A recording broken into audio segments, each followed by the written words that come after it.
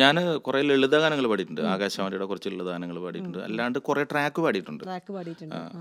അദ്ദേഹമായിട്ട് കാസറ്റുകൾക്ക് വേണ്ടിയിട്ടാണ് കാസറ്റുകൾക്ക് അദ്ദേഹത്തിന് വേണ്ടിയിട്ട്. വേണ്ടി ഓ, അത് പാടിയിട്ടുള്ളത്. ശരി ശരി വളരെ ശരി. സൗമ്യനായിട്ടുള്ള ആ പാട്ടുകൾ എത്ര പ്രാവശ്യം ചോദിച്ചാലും പറഞ്ഞു തരുന്ന, എനിക്ക് തോന്നുന്നത് ശിഷ്യഗണങ്ങളെ ഒരുപാട് പാട്ടുകൾ പഠിപ്പിച്ചൊരു എക്സ്പീരിയൻസ് മാഷിനുള്ളത് കൊണ്ട് മുമ്പിലിരിക്കുന്നവർക്ക് പാട്ട് പറഞ്ഞു തരാൻ ഒരു വിമുഖതയും അതെ കാണിക്കാറില്ല. അതെ അതെ അതെ അതെ. അതുകൊണ്ട് നമുക്ക് നന്നായിട്ട് പാടിയും തരും, അതിൻ്റെ ടെക്നിക്സും പറഞ്ഞു തരും, കൃത്യമായിട്ട് നമുക്ക് റെൻഡർ ചെയ്യാൻ പറ്റും.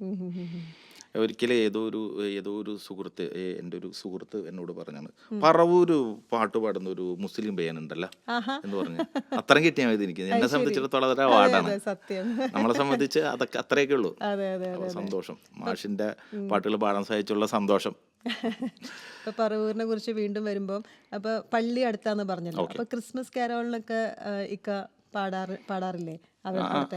അവിടുത്തെ കരോളിനും പോകാറുണ്ട്. അവിടെ പള്ളിയിൽ ഒട്ടുമിക്ക പ്രോഗ്രാംസിനൊക്കെ വന്ന് ഞാൻ പാടാറുണ്ട്. അല്ല, എല്ലാ പാട്ടുകളും ആ മരിയ വിയാനി ചർച്ചിലുള്ള വലിയ കോളാമ്പി മൈക്കിലൂടെ ഞാൻ കേട്ട പാട്ടുകളാണ് പരിശുദ്ധാത്മാവേ.